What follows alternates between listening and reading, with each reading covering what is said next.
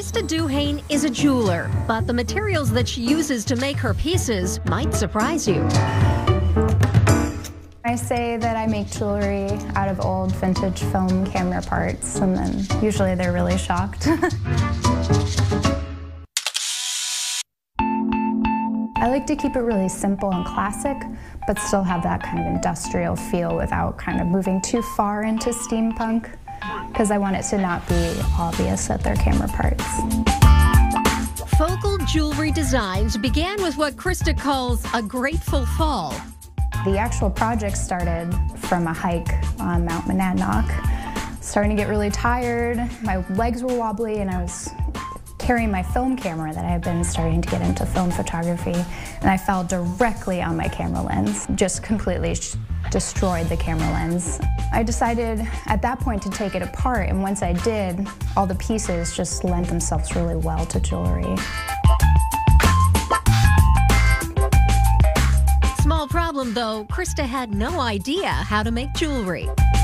I stuck with things that I could do just starting off with learning on YouTube, taking just little classes online.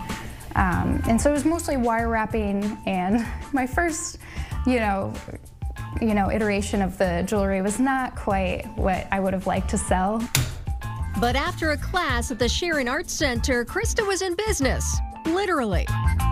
It was kind of like a slow start. I was like, okay, I just want to take my time. This is overwhelming, starting your own business. But then as I actually started selling it, it's been like exponential. The hunt for the old cameras is part of the fun for this artist. We'll go to like antique shops and thrift stores. It's something that's like kind of built into my life anyway. I just love looking through things and finding treasure. Or my version of treasure. I've also been told it's not really treasure, but I think it is. Not just any camera will do. Krista has dissected enough at this point to know what she likes. Generally, if the casing's metal, that's like kind of a good starting point. Minolta's my favorite. It just has a lot of brass pieces, a lot of interesting pieces that look like little creatures and things like that. You can kind of see that there's like a very clear little bird shape here. Looks like a little bird, little feet. The camera connoisseur says anything before 1960 is just too pretty to take apart, and anything after 1980 gets a bit too plasticky. They have to be broken for certain, and then as heavy as I can get, I guess, because that just kind of shows that there's a lot of metal pieces. There are so many pieces in a camera. I think even photographers who had worked with cameras their whole life never realized how many parts were inside because they didn't fall in their camera lens like I did.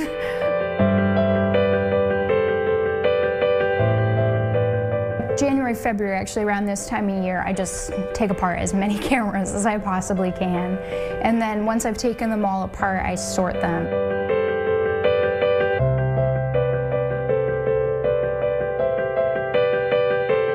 This is a good January project.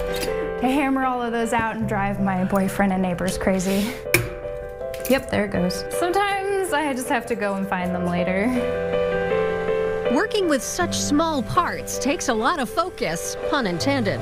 But each finished product is so simply elegant, they look almost effortless. Each piece is unique, and even if some look similar, there are just so many unusual pieces in them, and that you're never going to get the same thing twice, which is really cool. This would be one. I have a pair of earrings where I used this particular piece. I'll add some hammered metal to it to just give it some color, and the black and the gold look so pretty together, kind of like an Art Nouveau sort of coloring. I just love making camera lens necklaces. They're just so playful and fun. And then there's also this brass ring that has a lot of detail to it. It's something that there's like a little string wrapped around it. It's just this beautiful piece, and one day I was like, I just thought of what to do with it. If I could drill through it, I could suspend little gears and pieces inside so it could spin. So it's absolutely my favorite piece, and that comes out of a Minolta is partly why I love them so much. Krista's favorite part of the creative process? While I'm disassembling the cameras, there's nothing more I would want to do. Like in those moments, I'm like, do I have to make jewelry? I just love taking these apart. It's so fun and addictive. Shutters come in all different shapes and sizes. Like, it's just incredible how different each, even in the same era, even from model to model with the same company, how different they are.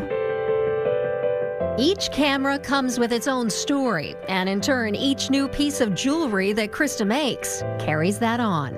I've learned to really love every process, even polishing, which I hate. I've learned to love it because it's just part of the process, and if you don't like that, like, you have to love the whole part. Otherwise, it's not going to come out right.